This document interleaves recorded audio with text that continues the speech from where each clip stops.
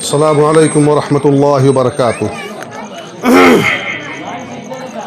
الحمد للہ نحمده ونستعینه ونستغفره ونعوذ باللہ من شرور انفسنا ومن سیئات اعمالنا، من يهده الله فلا مضل له ومن يضلل فلا هادي له، واشهد ان لا اله الا الله وحده لا شريك له، واشهد ان محمدا عبده ورسوله، اما بعد فان خير الحديث كتاب الله، وخير الهدي هدي محمد صلى الله عليه وسلم، وشر الامور محدثاتها، وكل محدثة بدعة، وكل بدعة ضلالة، وكل ضلالة في النار۔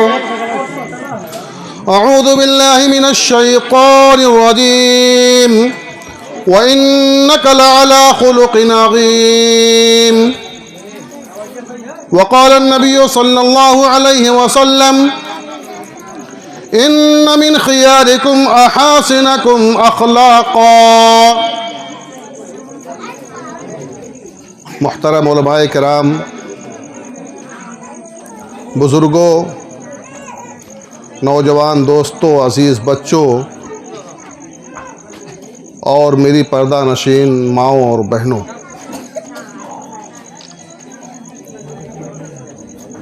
سب سے پہلے اللہ رب العالمین کا شکر ادا کرتے ہیں کہ جس نے ہمیں ایک ساتھ بیٹھنے اور کچھ دیر سننے سنانے کی توفیق عطا فرمائی۔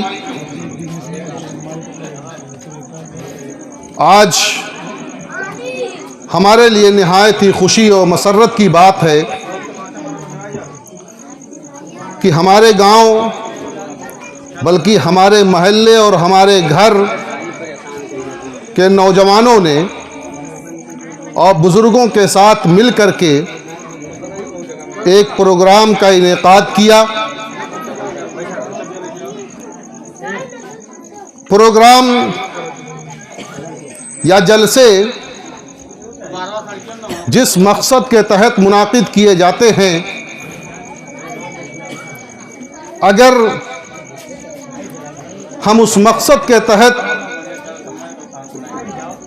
یہاں بیٹھے ہوئے ہیں، اخلاص کے ساتھ، للہیت کے ساتھ اگر ہم یہاں جمع ہیں، تو اللہ رب العالمین ہمیں اس بیٹھنے کی وجہ سے اجر عظیم سے نوازے گا، جیسا کہ ابھی ہمارے رفیق محترم مولانا جمشید عالم سلفی حفظہ اللہ نے اس بات کی وضاحت کی کہ اس مجلس میں جہاں کتاب و سنت کی باتیں ہو رہی ہوں، جہاں کتاب و سنت کا پیغام پڑھ کر کے سنایا جا رہا ہو، جہاں کتاب و سنت کا درس ہو رہا ہو، جہاں واعظ و نصیحت کی جا رہی ہو، جہاں عقیدے کی سدھار کی بات کی جا رہی ہو، جہاں عبادات کی تلقین کی جا رہی ہو، جہاں معاملات میں اصلاح کی تعلیم دی جا رہی ہو، ایسے جلسوں میں، ایسی مجلسوں میں اللہ کے فرشتے ہمیں اور آپ کو گھیر لیتے ہیں، رحمت ہمارے اوپر نازل ہوتی ہے، سکینت کا نزول ہوتا ہے،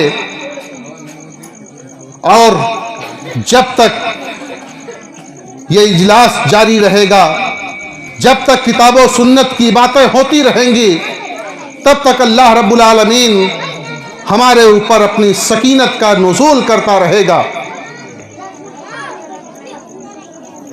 اللہ رب العالمین نے ہمیں ایک انسان بنایا، بلکہ تمام مخلوقات میں سب سے بہتر مخلوق انسان کی شکل میں ہمیں پیدا کیا۔ ہمیں ہماری اصلاح کے لیے ہم کس طرح سے زندگی گزاریں، اللہ رب العالمین نے بے شمار انبیاء کو مبعوث فرمایا۔ انبیاء کی بعثت کا مقصد انسانیت کی اصلاح، انسانیت کی رشد و ہدایت اور انسانیت کو راہ راست پر لگانا تھا۔ انبیاء کرام علیہم الصلوۃ والتسلیم جس کی آخری کڑی ہمارے نبی حضرت محمد مصطفیٰ احمد مجتبیٰ صلی اللہ علیہ وسلم ہیں، انہوں نے انسانوں کے سامنے اپنی زندگی گزار کر کے ایک مثال پیش کر دی۔ اللہ رب العالمین نے قرآن مجید میں فرمایا کہ وَإِنَّكَ لَعَلَىٰ خُلُقٍ عَظِيمٍ، کہ بے شک آپ بلند اخلاق پر فائز ہیں، آپ کا اخلاق نہایت ہی اونچا ہے، آپ نہایت ہی بلند اخلاق پر ہیں، آپ بدخلق نہیں ہیں، آپ کے ہاں اخلاقی گراوٹ نہیں ہے، آپ اخلاق عالیہ کے متصف ہیں، آپ اخلاق کریمانہ کے مالک ہیں۔ اللہ رب العالمین نے آپ کی تعریف کی اور آپ کی بیوی ام المومنین حضرت عائشہ صدیقہ رضی اللہ تعالی عنہا سے آ کر کے صحابہ کرام رضی اللہ تعالی عنہم اجمعین نے سوال کیا۔ ایک روایت کے مطابق سعد بن ہشام رضی اللہ تعالی عنہ نے پوچھا کہ اللہ کے رسول صلی اللہ علیہ وسلم کا اخلاق کیسا تھا؟ تو اللہ کے رسول صلی اللہ علیہ وسلم کے اخلاق کے بارے میں حضرت عائشہ صدیقہ رضی اللہ تعالی عنہا نے کہا کہ کانا خلقہ القرآن، آپ کا اخلاق قرآن تھا۔ کیا تم قرآن نہیں پڑھتے؟ جو چیزیں قرآن میں ہیں وہی آپ صلی اللہ علیہ وسلم کا اخلاق ہیں۔ یعنی نبی کریم صلی اللہ علیہ وسلم قرآن میں جتنی بھی باتیں ہیں، نیکی کا حکم دیا گیا، آپ صلی اللہ علیہ وسلم نے اس پر عمل کیا، برائی سے روکا گیا، آپ صلی اللہ علیہ وسلم برائی سے رک گئے، اور جتنی بھی تعلیمات قرآن مجید میں ہیں ان تمام پر آپ عامل تھے، ان تمام پر آپ عمل کرنے والے تھے، اور اپنے صحابہ کرام رضی اللہ تعالی عنہم اجمعین کو اس کی دعوت دیتے تھے۔ آپ نے اخلاق حسنہ کی، بہترین اخلاق کی ایک مثال قائم کی، اخلاق حسنہ کا مظاہرہ کیا، اور اپنی حدیثوں کے ذریعے سے لوگوں کو اس بات کی تلقین کی کہ لوگوں اپنے اخلاق کو سدھارو، اپنے اخلاق کو بناؤ، اخلاق عالیہ کا مظاہرہ کرو۔ اللہ کے نبی صلی اللہ علیہ وسلم نے فرمایا کہ ان من خیارکم احاسنکم اخلاقا، کہ بے شک تم میں سب سے بہتر وہ ہے، تم میں سب سے اچھا وہ ہے جس کے اخلاق اچھے ہوں، جو بدخلق نہ ہو، جو لوگوں سے ملتا ہو تو اچھے طریقے سے ملتا ہو، جو لوگوں کے ساتھ معاملات کرتا ہو تو اچھا معاملہ کرتا ہو، وہ اپنے بال بچوں کے ساتھ بھی اچھا سلوک کرتا ہو، اپنے گھر والوں کے ساتھ بھی اچھا سلوک کرتا ہو، اپنے پڑوسیوں کے ساتھ بھی اچھا سلوک کرتا ہو، اپنے محلے والوں کے ساتھ بھی اچھا سلوک کرتا ہو، اپنی مسجد والوں کے ساتھ بھی اچھا سلوک کرتا ہو، اور اسی طرح سے جتنے لوگ ہیں ان تمام کے ساتھ اس کا سلوک نہایت ہی اچھا ہو، نہایت ہی پیارا ہو۔ ایک دوسرے موقع پر اللہ کے نبی صلی اللہ علیہ وسلم نے ارشاد فرمایا کہ تم میں سب سے بہتر ایمان والا، اکمل المؤمنین ایمانا احسنہم خلقا، کہ بہترین ایمان والا تم میں وہ ہے جس کے اخلاق تم میں سب سے زیادہ عمدہ ہوں، جس کے اخلاق تم میں سب سے زیادہ بہتر ہوں، وہ تم میں سب سے اچھا ہے، سب سے اچھا مومن ہے۔ یعنی اللہ کے رسول صلی اللہ علیہ وسلم نے مومن کے اوصاف میں نمایاں وصف بتلایا کہ مومن بدخلق نہیں ہوتا ہے، اس کا اخلاق سب سے اچھا ہوتا ہے، سب سے عمدہ ہوتا ہے۔ آج ہم اپنے عقیدے کی اصلاح کر لیتے ہیں، اسی پر اتراتے ہیں، آج ہم 2 وقت کی نمازیں پڑھ لیتے ہیں، اسی پر اتراتے ہیں، صدقات و خیرات کر لیتے ہیں, اسی پر اتراتے ہیں. لیکن اللہ کی قسم, یہ صدقات و خیرات, یہ نمازیں, یہ عبادات, یہ کام نہیں آئیں گی اس وقت تک جب تک کہ ہمارا اخلاق نہ درست ہو جائے. اللہ کے نبی صلی اللہ علیہ وسلم نے ایک مجلس میں پوچھا, صحابہ کرام رضی اللہ تعالیٰ عنہم اجمعین سے سوال کیا, کیا تم جانتے ہو مفلس کون ہے؟ مفلس کے بارے میں جانتے ہو؟ صحابہ کرام رضی اللہ تعالیٰ عنہم اجمعین قیاس آرائیاں کرنے لگے. کسی نے کہا کہ مفلس وہ ہے جس کے پاس دینار و درہم نہ ہو, جس کے پاس مال و جائیداد نہ ہو, جس کے پاس مال و دولت نہ ہو, جس کے پاس بینک بیلنس نہ ہو, جس کے پاس کھیتی باڑی نہ ہو, وہ مفلس ہے. اللہ کے نبی صلی اللہ علیہ وسلم نے کہا کہ مفلس وہ ہے جو قیامت کے روز آئے گا, اس کے پاس بڑی نمازیں ہوں گی, بڑے صدقات و خیرات ہوں گے, بڑے زکوٰۃ دیے ہوں گے, بڑی قربانیاں دی ہوں گی, بہت سارے حج کیے ہوں گے, بہت سارے عمرے کیے ہوں گے, لیکن وہ اپنے کسی پڑوسی کو اس نے ستایا ہوگا, اس نے اپنے کسی دوست کو برا بھلا کہا ہوگا, اس نے اپنی زبان کے ساتھ کسی کا کھلواڑ کیا ہوگا, اس نے تمسخر کیا ہوگا, مذاق اڑایا ہوگا. تو قیامت کے روز ایک ساتھی آئے گا ادھر سے, کہے گا کہ تو نے ہمارا حق دبایا ہے, ہمارا حق دو. اللہ رب العالمین اس کی نیکیوں میں سے اس کو عطا فرما دے گا. دوسرا آئے گا, وہ اس کی نیکیاں لے لے گا. تیسرا آئے گا, چوتھا آئے گا, ایسے ایسے اس کی ساری نیکیاں ختم ہو جائیں گی. اور ابھی نیکیاں ختم ہو گئیں, لوگ باقی ہیں.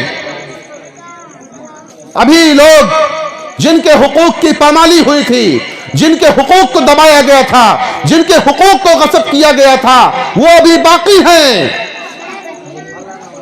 وہ مقدمہ دائر کریں گے.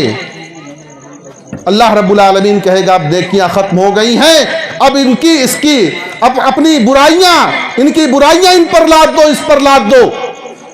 یعنی وہ ان کی جو بدعمالیاں ہوں گی وہ بدعمالیاں اس کے اوپر لاد دی جائیں گی, بالآخر جہنم میں داخل کر دیا جائے گا. صرف اپنی بدخلقی کی وجہ سے, اپنی بدخلقی کے باعث وہ جہنم میں داخل کر دیا جائے گا.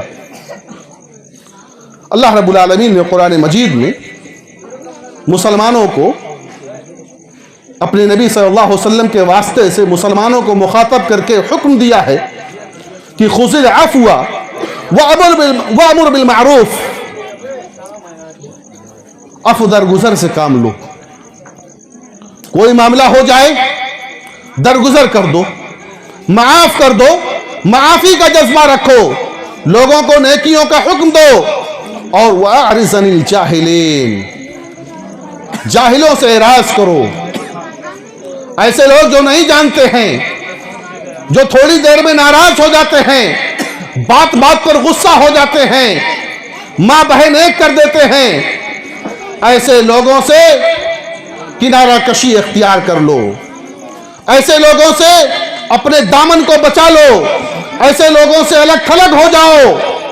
یہ قرآن کا حکم ہے کہ جو تمہیں گالی دے, تقاضا یہ ہے کہ تم اس کو معافی نہ کرو بلکہ اس سے الگ تھلگ اپنا راستہ اختیار کر لو. بابو بھیا جاؤ اپنی زبان خراب کرو.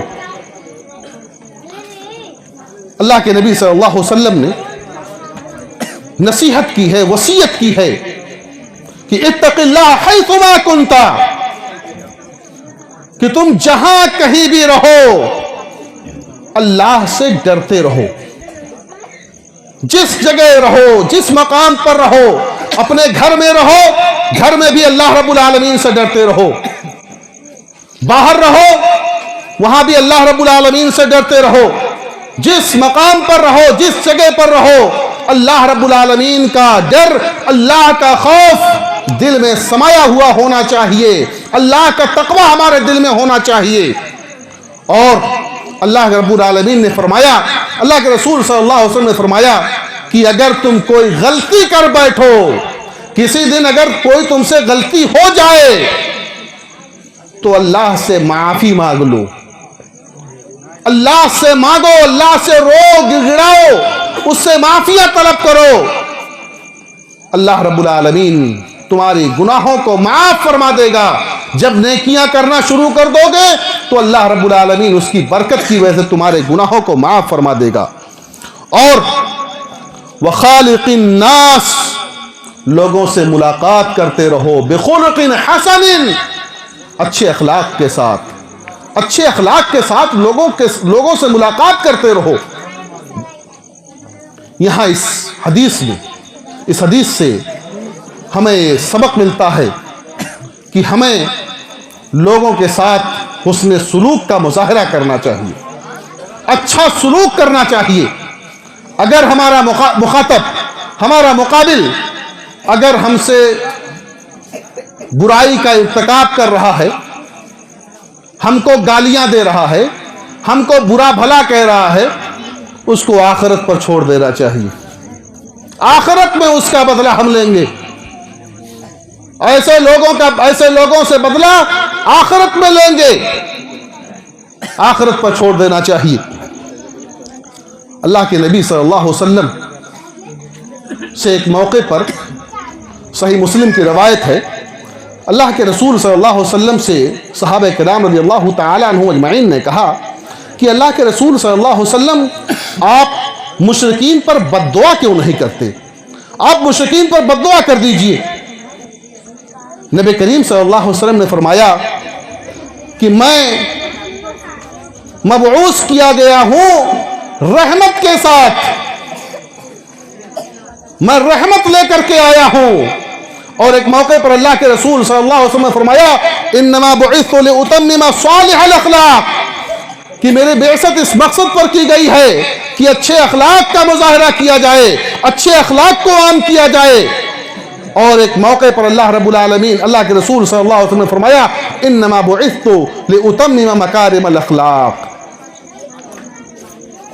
कि अल्लाह की मुझे मेरी बेइज्जत जो की गई है वो मकारिम अखलाक को फैलाने के लिए की गई है। हज़रत नवास बिन समआन रज़ियल्लाहु तआला अन्हु से रवायत है, वो कहते हैं कि मैंने अल्लाह के रसूल सल्लल्लाहु अलैहि वसल्लम से सवाल किया कि अल्लाह के रसूल सल्लल्लाहु अलैहि वसल्लम, नेकी क्या है और बुराई क्या है, गुनाह क्या है? नेकी की और बुराई की और गुनाह की तारीफ कर दीजिए। नेकी किसे कहते हैं और गुनाह किसे कहते हैं? अल्लाह के नबी सल्लल्लाहु अलैहि वसल्लम ने फरमाया कि अल बिर्रु हुस्नुल खुल्क, कि नेकी, अच्छाई, ये अच्छे अखलाक का मुजाहरा है। किसी के साथ अच्छी गुफ्तगू कर लेना, किसी के साथ अच्छा सलूक करना, किसी भूखे को खाना खिला देना, किसी तालिब इल्म के साथ तालिब इल्म की तकरीम करना, उलमा की इज्जत करना, किसी नंगे को कपड़ा पहना देना, ये सब अखलाक में आता है, ये सब अच्छे अखलाक में आता है। और गुनाह के बारे में अल्लाह के रसूल सल्लल्लाहु अलैहि वसल्लम ने फरमाया कि वल इस्मु मा हाका फी सदरिक, कि गुनाह वो है जो तुम्हारे दिल में खटकने लगे, जो जिसके लिए तुम्हारे दिल में खटक पैदा हो जाए, छुपने लगो। व करिहता अन यत्तली अलैहिन नास, और तुमको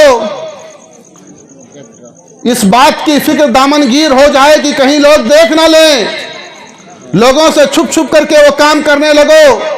तुम इस बात को नापसंद करो कि लोग उस पर मुत्तला हो जाएं, लोगों को इस चीज का इल्म हो जाए, मैं ये काम कर रहा हूं, मैं नशे की गोलियां खा रहा हूं, मैं नशा आवर चीजें इस्तेमाल कर रहा हूं, तो कहीं लोगों को मालूम ना हो जाए, छुप छुप करके काम कर रहे हैं, वही गुनाह है।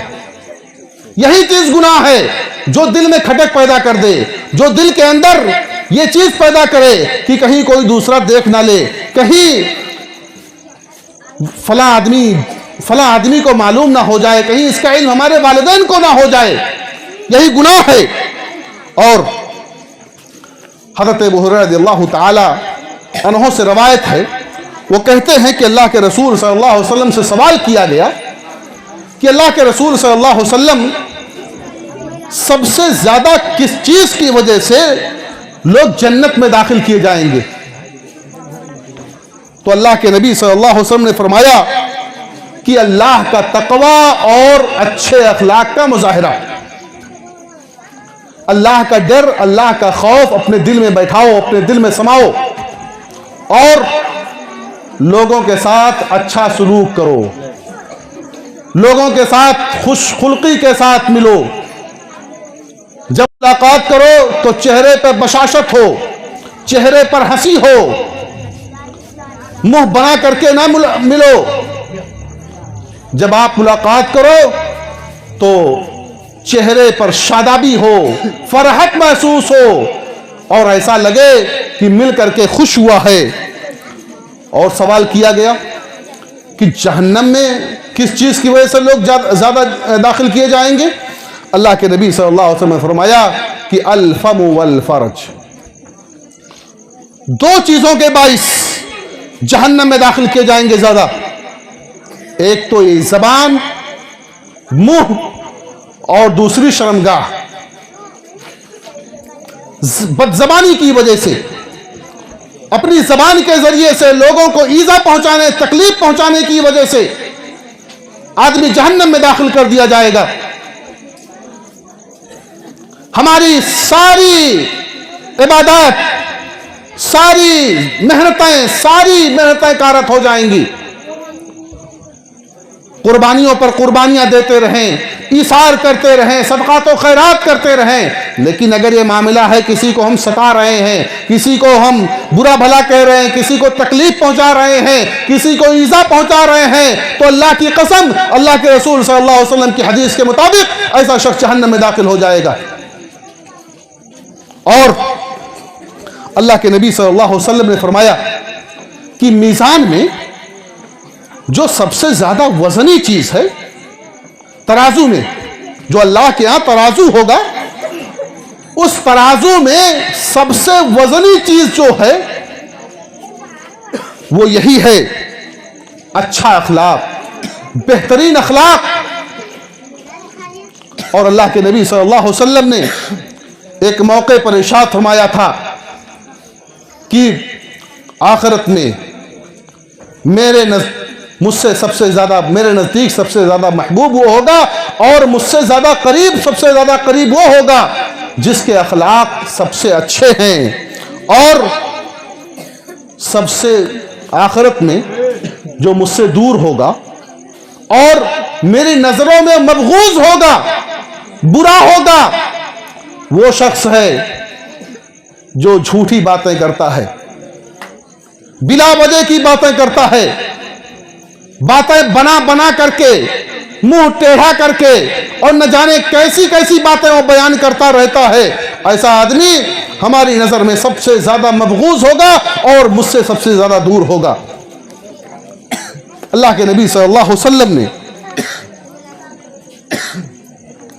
یہ 63 سالہ زندگی گزاری، نبوت سے پہلے 40 سال، 13 سال مکہ کی زندگی، 10 سال مدینہ کی زندگی۔ 63 سالہ زندگی میں جب سے اللہ کے رسول صلی اللہ علیہ وسلم نے ہوش سنبھالا، کسی نے، کوئی کافر ہو، آپ صلی اللہ علیہ وسلم کا جانی دشمن ہو، آپ کو اس نے برا بھلا نہیں کہا، آپ کو بدخلق نہیں کہا کہ آپ بدخلق ہیں۔ آپ کے اخلاق کی تعریف سارے لوگوں نے کی، دشمنوں نے آپ کے اخلاق کی تعریف کی، جن سے جنگیں ٹھنی رہتی تھیں، وہ بھی اللہ کے رسول صلی اللہ علیہ وسلم کے اخلاق کی تعریف کرتے تھے، اللہ کے رسول صلی اللہ علیہ وسلم کے اخلاق عالیہ کا اقرار کرتے تھے۔ حضرت انس رضی اللہ تعالی عنہ، بخاری کی روایت ہے کہ حضرت انس رضی اللہ تعالی عنہ،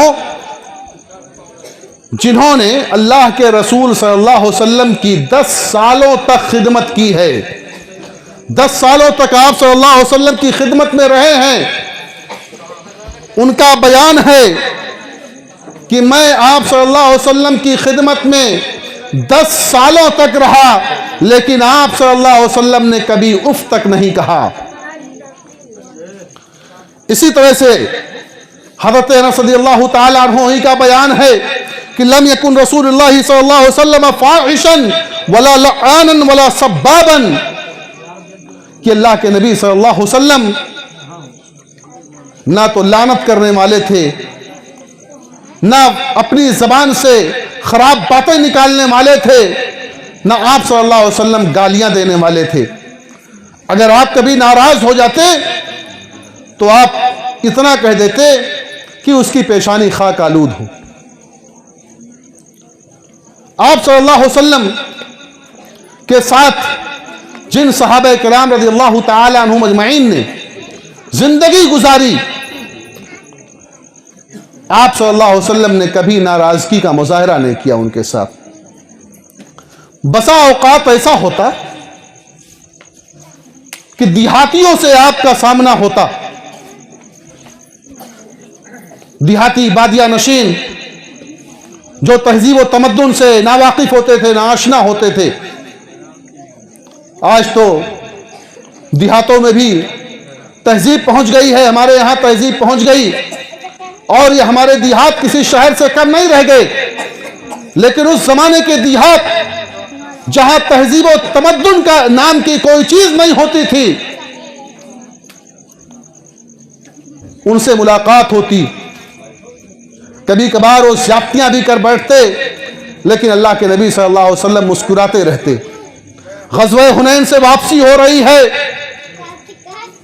ایک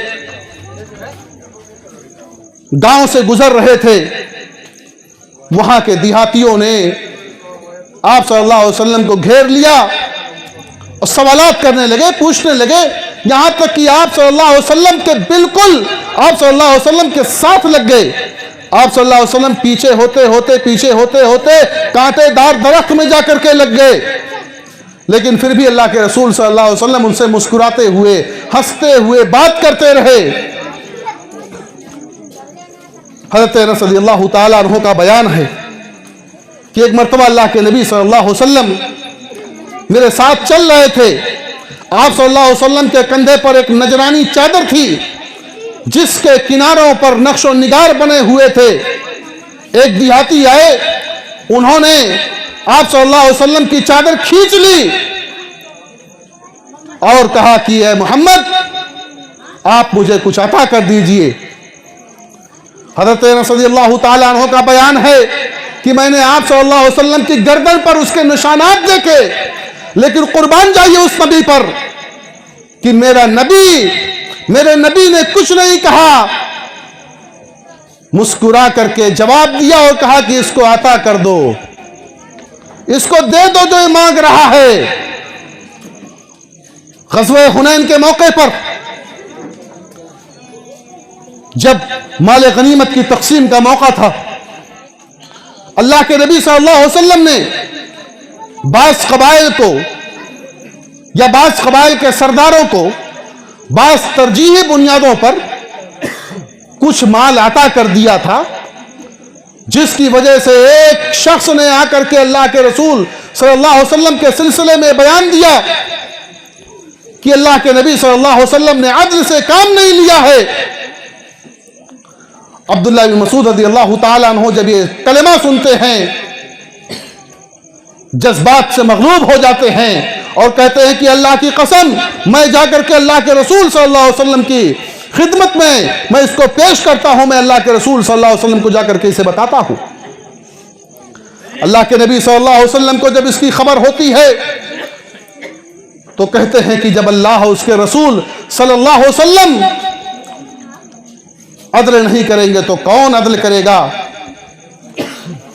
حضرت موسیٰ پر لاکھوں رحمتیں ہوں، حضرت موسیٰ کی قوم نے حضرت موسیٰ کے ساتھ اس سے زیادہ زیادتی کی تھی، اور پھر اللہ کے رسول صلی اللہ علیہ وسلم نے انہیں معاف کر دیا۔ اللہ کے نبی صلی اللہ علیہ وسلم نے، اگر آپ صلی اللہ علیہ وسلم کے اخلاق دیکھنا ہے تو آپ صلی اللہ علیہ وسلم कि जिंदगी में देखिए आप सल्लल्लाहु अलैहि वसल्लम की बेटी को जिसने कत्ल किया, शहीद किया, जिसकी वजह से आपकी बेटी ज़ैनब शहीद हो गई, जिसकी वजह से आपकी बेटी ज़ैनब का हमल साकित हो गया, अल्लाह के रसूल सल्लल्लाहु अलैहि वसल्लम ने उसको माफ कर दिया। हब्बार बिन असवद रज़ी अल्लाह ताला अन्हु, जब हज़रत ज़ैनब रज़ी अल्लाह ताला अन्हा मक्का से निकलती हैं, ऊंट पर सवार होती हैं, हब्बार को मालूम होता है, आकर के ऐसा नेजा मारता है कि आप हमल से थी, हमल साकित हो गया, और उसके बाद फिर वो भी उसी वक्त इंतकाल कर गई, उनका भी इंतकाल हो गया। अल्लाह के रसूल सल्लल्लाहु अलैहि वसल्लम को जब उसकी खबर हुई, शदीद सदमा पहुंचा। लेकिन यही शख्स, यही कातिल जब मुसलमान होता है तो अल्लाह के नबी सल्लल्लाहु अलैहि वसल्लम ने उनको माफ कर दिया। वहशी बिन हर्ब रज़ी अल्लाह ताला अन्हु, आपके चचा हज़रत हमजा रज़ी अल्लाह ताला अन्हु, वो हमजा जो सिर्फ अल्लाह के रसूल सल्लल्लाहु अलैहि वसल्लम के चचा नहीं थे, आप सल्लल्लाहु अलैहि वसल्लम के दोस्त भी थे, आप सल्लल्लाहु अलैहि वसल्लम के बचपन के यार भी थे, आप सल्लल्लाहु अलैहि वसल्लम के दूध शरीक भाई भी थे, आप सल्लल्लाहु अलैहि वसल्लम के रज़ाई भाई थे। दोनों ने एक ही दाई का दूध पिया था। बड़ी मोहब्बत थी हमजा से, उनसियत थी, बचपन का याराना था, बचपन की दोस्ती थी। वहशी बिन हर्ब ने ग़ज़वे उहुद के मौके पर बड़ी बेदर्दी के साथ है हमजा को कत्ल कर दिया, शहीद कर दिया। लेकिन जब यही वहशी बिन हर्ब इस्लाम कबूल कर लेते हैं, अल्लाह के रसूल सल्लल्लाहु अलैहि वसल्लम के सामने आते हैं, अल्लाह के रसूल सल्लल्लाहु अलैहि वसल्लम उनसे पूरी तफसीलात मालूम करते हैं, आंखों से आंसू जारी हो जाते हैं, हमजा की याद ताजा हो जाती है, चचा की याद आ जाती है, और जज्बात से मगलूब हो जाते हैं। फिर भी कहते हैं कि जा, मैंने तुझे माफ कर दिया, लेकिन मेरे सामने मत आना, क्योंकि जब तू मेरे सामने आता है तो मुझे मेरे चचा की याद आ जाती है। ये थे हमारे नबी हज़रत मोहम्मद मुस्तफ़ा सल्लल्लाहु अलैहि वसल्लम, जिन्होंने अपनी बेटी के कातिल को माफ कर दिया, जिन्होंने अपने चचा के कातिल को माफ कर दिया।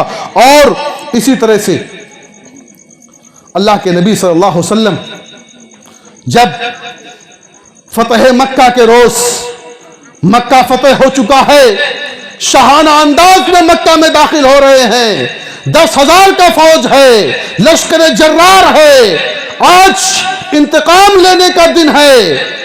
सहाबे किराम रज़ी अल्लाह ताला अन्हुम अजमईन जोश में हैं, कहते हैं कि आज तो इंतकाम का दिन है, आज तो हम हड्डियों से बोटियां अलग कर देंगे, गोश्त को अलग कर देंगे।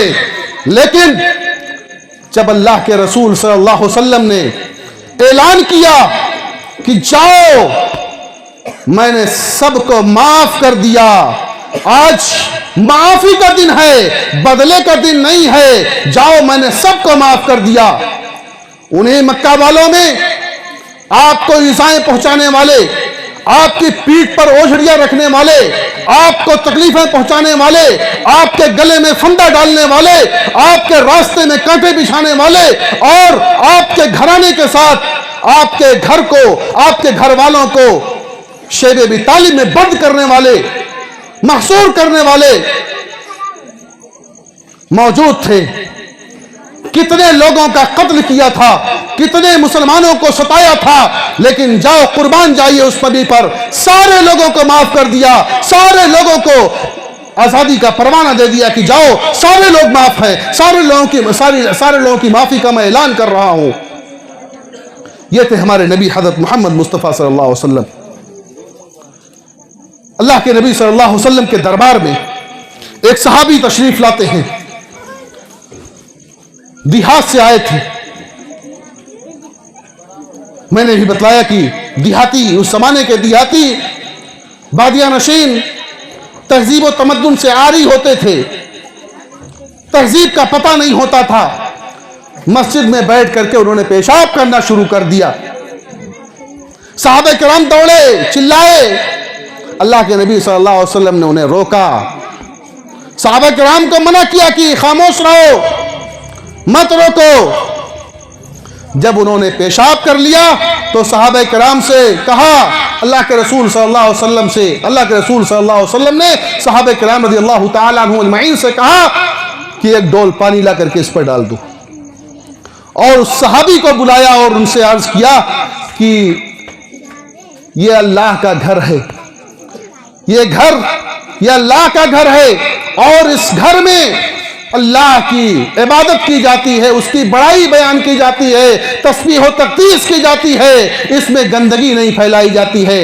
اس صحابی کا بیان ہے کہ اللہ کے نبی صلی اللہ علیہ وسلم نے نہ تو مجھے ڈانٹا, نہ ڈپٹا, نہ گالی دی, نہ برا بھلا کہا, کچھ بھی نہیں کہا, اور مجھے معاف کر دیا. یہ تھے ہمارے نبی حضرت محمد مصطفیٰ صلی اللہ علیہ وسلم. حضرت ابو رافع رضی اللہ تعالیٰ عنہ روایت کرتے ہیں کہ میں جب مسلمان نہیں ہوا تھا, اسلام لانے سے قبل, میری حالت یہ تھی کہ مجھے کفار مکہ نے یا قریش نے کسی کام کے تحت اللہ کے رسول صلی اللہ علیہ وسلم کی خدمت پہ بھیجا. جب میں وہاں پہنچا, اللہ کے رسول صلی اللہ علیہ وسلم کو دیکھ کر کے میں ان کا اسیر ہو گیا, اور میں نے ارادہ کر لیا کہ مکہ واپس نہیں جاؤں گا. اللہ کے نبی صلی اللہ علیہ وسلم سے جب میں نے بات بیان کی تو اللہ کے نبی صلی اللہ علیہ وسلم سے اللہ کے نبی صلی اللہ علیہ وسلم نے کہا کہ تم مکہ واپس جاؤ. اگر تمہارے دل میں یہ بات بیٹھ گئی ہے تو جاؤ, اپنی ضرورت پوری کرنے کے بعد پھر دوبارہ واپس آ جانا. جس کام کے لیے آئے ہو وہ کام پورا کر کے پھر دوبارہ واپس آ جانا, لیکن ابھی تم مکہ واپس جاؤ. اگر ہم اور آپ ہوتے, اچھی بات ہے, اور رک جاؤ. آج یہ مسلمان اتنا بگڑ چکا ہے کہ اگر اس کی شناخت اور پہچان کی جاتی ہے تو بد اخلاقی سے کی جاتی ہے. اتنا بدخلق ہو چکا ہے. آج ہم کبھی سفر میں ہوتے ہیں یا کہیں بھی ہوتے ہیں, مسلمان بدخلقی کا مظاہرہ کرتا رہتا ہے. جس کے نبی کی یہ تعلیم ہو, جس کے نبی نے اخلاق عالیہ کا مظاہرہ کیا ہو, اس نبی کے امتی سے یہ بات سوچی جا سکتی ہے اور یہ امید کی جا سکتی ہے کہ اس کو ایسا ہونا چاہیے. لیکن امت مسلمہ آج بدخلقی کا مظاہرہ کر رہی ہے. کسی کو گالی دینا, برا بھلا کہنا, بہتان لگانا, تہمتیں لگانا, اور اس کے ساتھ ساتھ نہ جانے کتنی حرکتیں ہم کرتے رہتے ہیں. مسلمانوں, ہوش کے ناخن لو. صرف یقین مانیے, آپ اپنے عقیدے کی اصلاح سب سے پہلے نمبر پر, جیسا کہ بھی شیخ نے بتایا کہ عقیدے کی اصلاح سب سے زیادہ ضروری ہے, اس کے بعد عبادات کا اہتمام. لیکن اس کے ساتھ ساتھ اگر آپ کا اخلاق درست نہیں ہے تو یہ ساری چیزیں اکارت ہو سکتی ہیں, یہ سارے اعمال ضائع ہو سکتے ہیں, ساری محنتیں ختم ہو سکتی ہیں. اس لیے میرے مسلمانوں, بھائیوں, عزیزوں, اور میں بڑے درد کے ساتھ آپ سے میں کہہ رہا ہوں, آپ ہمارے اپنے ہیں, میں آپ کا ہوں, آپ کا بیٹا ہوں. میں آپ سے میں گزارش کر رہا ہوں, مؤدبانہ التماس کرتا ہوں. میں جب دیکھتا ہوں کہ ہمارے بچے بگڑ رہے ہیں, ہمارے بچوں میں ایسی باتیں پیدا ہو رہی ہیں کہ اللہ کی پناہ, وہ مسلمان کیا کسی انسان کے اندر وہ چیز نہیں ہونی چاہیے جو آج ہم مسلمانوں کے اندر, جو آج ہم اہل حدیثوں کے اندر وہ چیزیں پیدا ہو رہی ہیں, وہ چیزیں پنپ رہی ہیں, وہ چیزیں ہمارے اندر نہیں پیدا ہونی چاہیے. آج ہمارا بیٹا, ہمارا بھائی بدخلقی کے ساتھ ساتھ نہ جانے کتنی خرابیوں میں مبتلا ہے. یہ ہم والدین کی ذمہ داری ہے. ہم سرپرستوں کی ذمہ داری ہے، بزرگوں کی ذمہ داری ہے کہ ان کی اصلاح کا بیڑا اٹھائیں۔ آپ اس طرح کے جلسے منعقد کرائیے، یقیناً کرائیے، ان سے ایمان کی جلا ہوتی، ایمان کو جلا ملتی ہے، تسکین حاصل ہوتی ہے، سکون ملتا ہے۔ لیکن آپ اپنے طور سے بھی اپنے بچوں کو جتنا دائرہ ہے اس دائرے میں رہ کر کے آپ امر بالمعروف اور نہی عن المنکر کا فریضہ انجام دیتے رہیے۔ آپ سے سوال کیا جائے گا، اگر آپ نے اپنی ذمہ داری ادا نہیں کی ہے تو آپ قیامت کے روز مجرم ہوں گے۔ ہر آدمی ذمہ دار ہے، عالم بھی ذمہ دار ہے، جو بھی ذمہ دار بنایا گیا ہے، کوئی بھی ذمہ دار ہو اپنی ذمہ داری سے بچ نہیں سکتا ہے، چاہے والدین ہو، سرپرست ہو یا کوئی بھی ذمہ دار ہو، سارے کے سارے لوگ اس زمرے میں آئیں گے۔ اگر برائی ہو رہی ہے اور برائی ہوتے ہوئے ہم دیکھ رہے ہیں، برائی کو ہم روک نہیں رہے ہیں، برائی پر ہم قدغن نہیں لگا رہے ہیں، تو یقین جانیے ہم سارے کے سارے لوگ مجرم ہوں گے۔ زیادہ باتیں میں نہیں کہوں گا، بس میں اسی پر اپنی بات ختم کرنا چاہتا ہوں، اسی التماس کے ساتھ کہ آپ سے میں یہ امید لگا کر کے جا رہا ہوں کہ انشاءاللہ اس جلسے کا نچوڑ، اس اجلاس کا مقصد فوت نہیں ہوگا، بلکہ آج کے بعد سے ابھی تک اگر ہم گمراہی میں تھے، اگر ابھی تک ہم برائیوں میں مبتلا تھے، اگر ابھی تک ہم گٹکھا پان اور سگریٹ یا اس قسم کے نشہ آور چیزوں کا استعمال کر رہے تھے، اگر ہم نشہ آور گولیاں کھا رہے تھے، اگر ہم شراب میں مبتلا تھے، شراب نوشی میں مبتلا تھے، تو آج سے توبہ کر لیجئے۔ یہاں سے اٹھنے سے پہلے آپ توبہ کر لیجئے کہ آپ ان کے قریب نہیں جائیں گے۔ زناکاری، بدکاری، عیاری، مکاری، جھوٹ، فریب، ہر قسم سے توبہ، ہر قسم کی چیزوں سے توبہ کر کے آپ یہاں سے اٹھیے۔ اللہ رب العالمین ہمیں ہماری اصلاح کر دے، اللہ رب العالمین ہمارے بچوں کی اصلاح کر دے، اللہ رب العالمین ہماری عورتوں کی اصلاح کر دے، اللہ رب العالمین ہمیں صراط مستقیم پر گامزن کر دے، اللہ رب العالمین ہمیں کتاب و سنت پر چلنے والا بنا دے۔ اللہ رب العالمین ہمارے اندر جو خطائیں ہیں، جو برائیاں ہیں، اے اللہ تو ہماری اللہ تو برائیوں کو جڑ سے ختم کر دے۔ اے اللہ تو ہم کو اپنے کتاب و سنت کے مطابق زندگی گزارنے کی تعلیم اور تلقین، زندگی گزارنے کی توفیق عطا فرما دے۔ آمین۔ تقبل یا رب العالمین۔ والسلام علیکم ورحمۃ اللہ وبرکاتہ۔